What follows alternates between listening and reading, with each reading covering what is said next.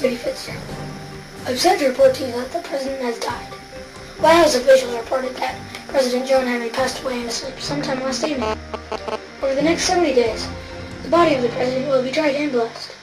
His brain will be donated to the Smithsonian Museum. His remaining organs will be placed in Canopic Jars. To tell us more about Canopic Jars, here's our own Bill Huffman.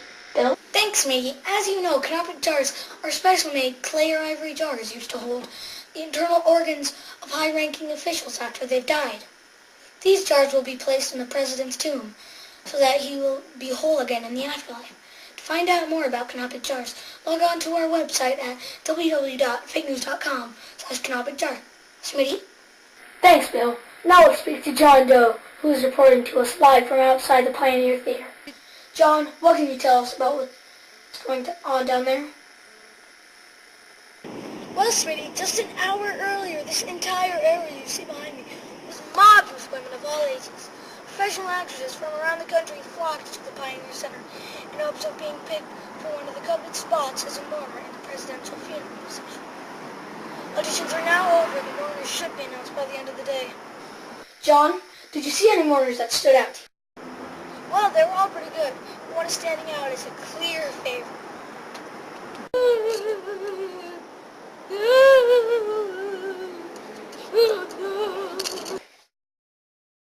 Boy, that competition sure is tough. For most of the women here, it's a labor of love. We'll report back as soon as the winners have been announced. Back to you in the studio, Smitty. Ladies and gentlemen, that was John Doe reporting live from Pioneer Center. In other Deathwatch news, friends and family are already gathering at the White House to pay their respects to the former president. Offerings are already beginning to pile up outside of the West Wing. Secret Service is asking the public to please remain patient during this time. Everyone will get a chance to leave a memento or other gift to help in the afterlife. Speaking of the afterlife, young Scribe Moe Blow has some exciting information about the much-anticipated Book of the Dead, Volume 115. More from him after we take a short break.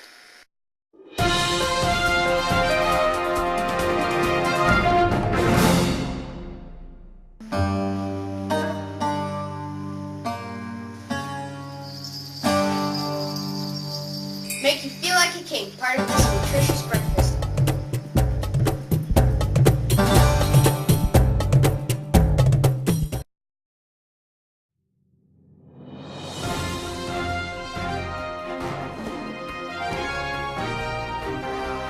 We're back. Joining us in the studio is world-renowned scribe, Moe Blow. Moe, what can you tell us about your new book? It's a pleasure to be here, Smitty. My new book, in stores next week, The Book of the Dead, Volume 115, is the most comprehensive map to the afterlife on the market today. It has been updated with new tips on how to navigate your way through the 12 levels and how to have your heart be lighter than moth's feather. No other book can guarantee you won't be devoured by a minute. Well, it sounds great. I look forward to reading it.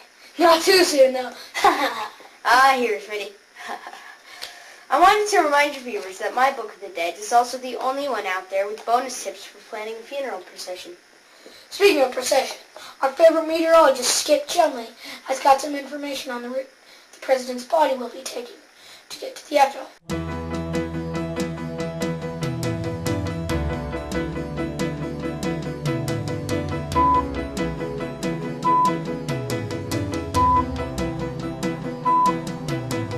It's a sad day for our nation, but weather-wise, we're looking great. When the 70-day mummification process is over, the body of the president will have a sun-filled journey to the afterlife. He'll start out in Washington, D.C. under partly cloudy skies. He will then make his way across the Mississippi River, where the procession will be joined by the Moe dancers, trained to do the ritualistic dances to ensure a safe arrival. Expect some serious crying throughout the Bible Belt with tears and wailing. Expected to clear up somewhere over the Rockies. The rest of the procession should be relatively somber, with mixed outbursts continuing through to the west coast. That's all the weather we have for you now. Back to you, Smitty. Thanks, Skip. More on Deathwatch in just a moment. Why are you out here today? Find out how my wife did on the morning. She's been practicing the wailing for hours. I just can't stand it. Why is it so important to you? Well, her mother was a mourner at the Kennedy's procession, and they'd like to continue the tradition, and it really means a lot to her. Thank you. That was a nice interview. Bye.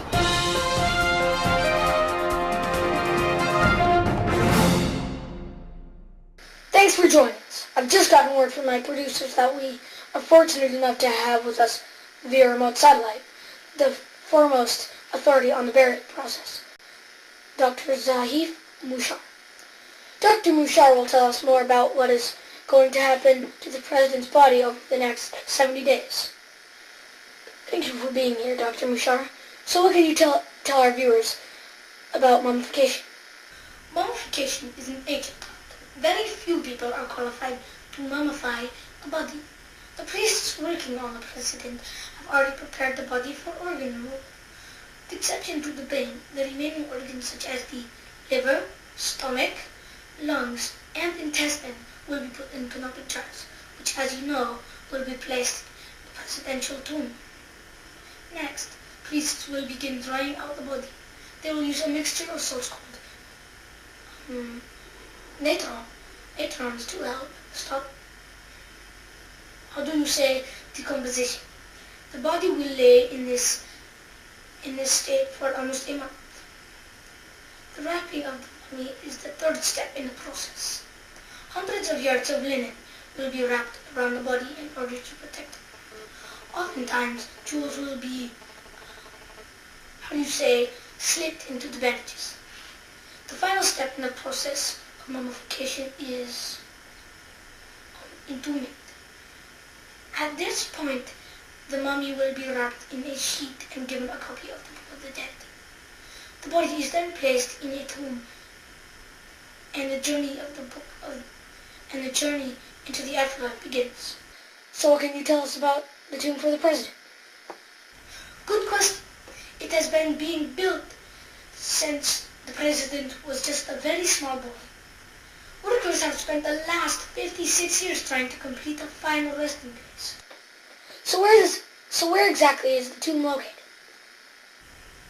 Considering he was the leader of a very powerful nation, it made sense to the people to entomb him underneath the likenesses of the four greatest American presidents. The tomb is underneath, Mount Rushmore. No kidding, that's amazing. Well, given the change your country will be going through in 2008, it appears that this will most likely be the last president to have his own private burial tomb. It is beginning to look that way. Thank you so much for your time, Dr. Mushar. It's been a pleasure speaking with you. The pleasure was all mine. Thank you and good day. Many of you heard Mushar mention that 2008 is going to be a revolutionary time for our nation. Forced worship of political leaders will soon be a thing of the past. For the first time ever, elections will be held to pick up our new leader. Political candidates from all 50 states will debate in a public forum until the choices are narrowed down to one candidate from two new political parties, the Democrats and the Republicans. Citizens will then vote for either candidate, and America will have their new leader. Future burials will take place in Arlington National Cemetery. My name is Smitty Fitzgerald. I'll have more developments for you on the 6 o'clock news. We now return you to your regularly scheduled broadcast already in progress. Bye.